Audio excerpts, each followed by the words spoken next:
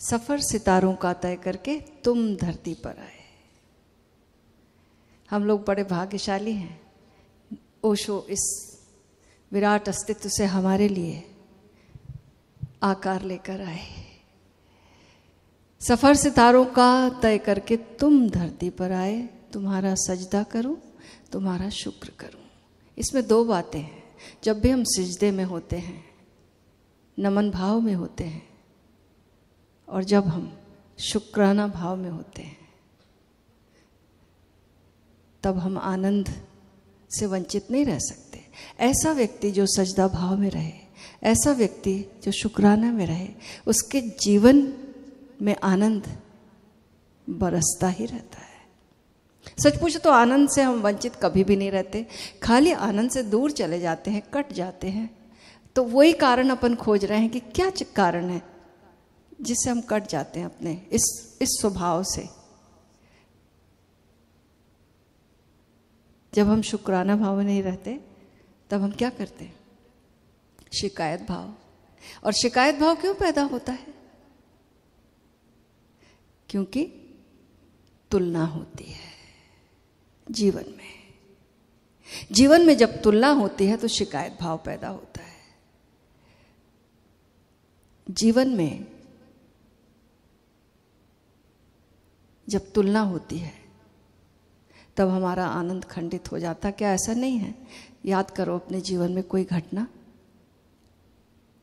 क्योंकि तुलना जो है हमारी को खंड खंड कर देती है। और जब भी हम खंडित होते हैं, अपनी आत्मा से दूर निकल जाते हैं। जितने जितने खंड, उतने उतने दूर। इतने हिस्सों में मैं बट चुका हूं कि मेरे हिस्से में कुछ बाकी ही नहीं, ऐसी स्थिति बन जाती है।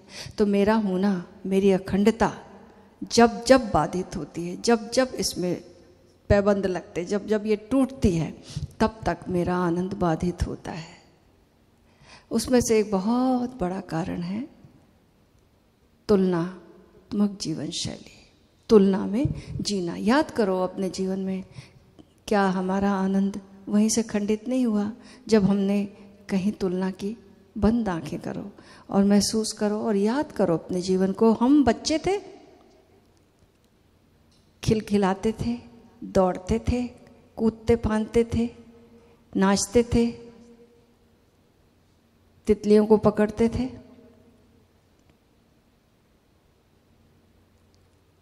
और फिर धीरे धीरे हमारे पास शब्दों का संग्रह बढ़ा, हमारी भाषा बढ़ी, हम बड़े होने लगे, स्कूल जाने लगे, और वहाँ से हमें हमारे शिक्षा प्रणाली ने, हमारे समाज ने हमें तुलना की जीवन शैली दी। कहाँ से शुरू हुई और तब से क्या हमारे जीवन में हम खंडित और व्यथित नहीं हुए? याद करो।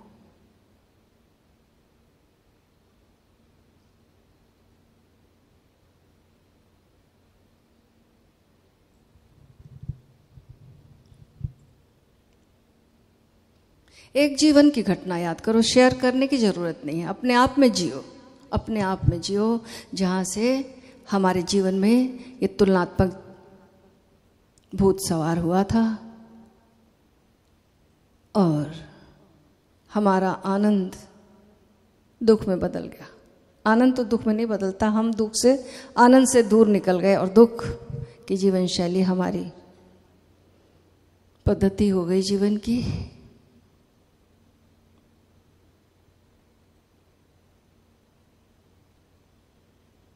हम जैसे, हमें जो शरीर मिला वो हमें स्वीकार नहीं था, हमें दूसरे की तरह होना था।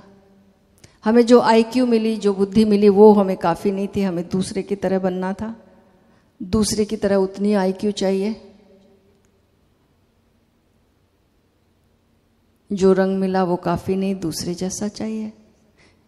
जो ताकत मिली शरीर में वैसी नहीं, दूसरे जैसा चाहिए।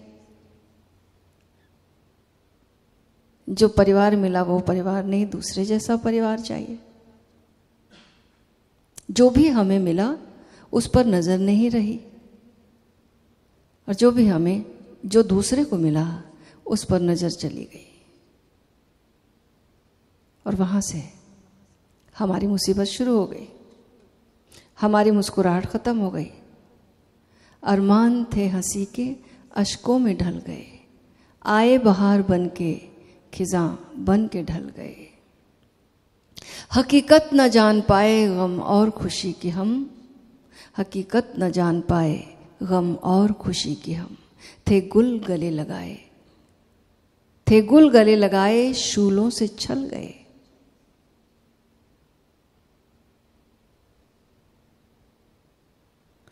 कर सकते थे रोशन जिस शमा से, झुलसा दिया गुलशन को और खुद भी जल गए।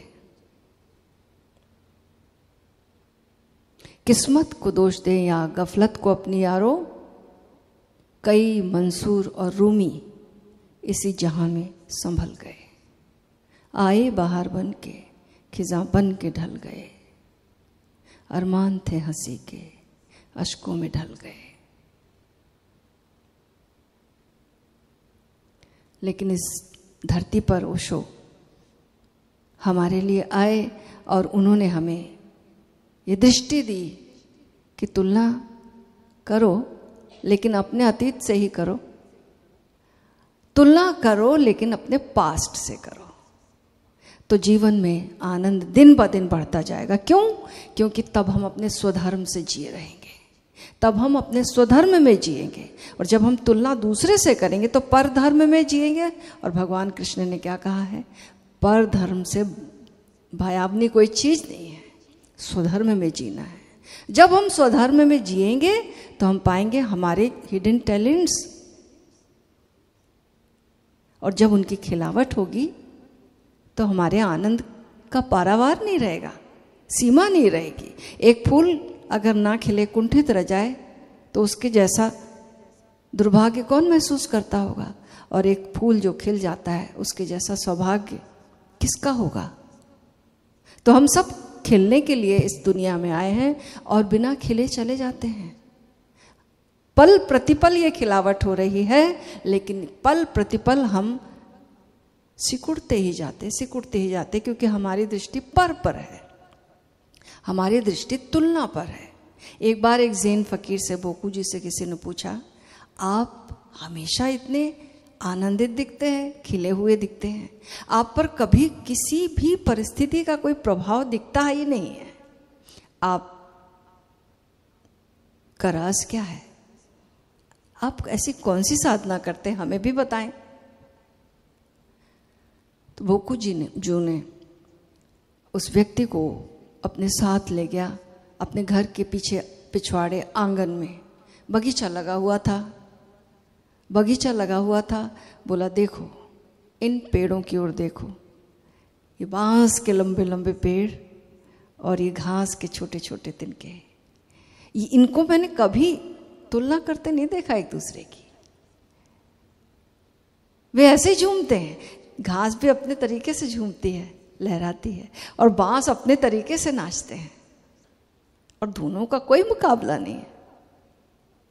इनको मैंने कभी तुलना में नहीं देखा, इसलिए ये इतने झूमते रहते, सदा आनंदित रहते। ठीक इनसे ही मैंने ये सीखा, मेरे जीवन में मैं तुलना नहीं करता। और जब तुलना नहीं की तो भीतर अखंडता आ गई। अखंडता आई तो मैं अपनी आत्मा में जीता हूं, और आत्मा का स्वभाव है सच्चिदानंद स्वरूप, वहां आनंद ही आनंद है।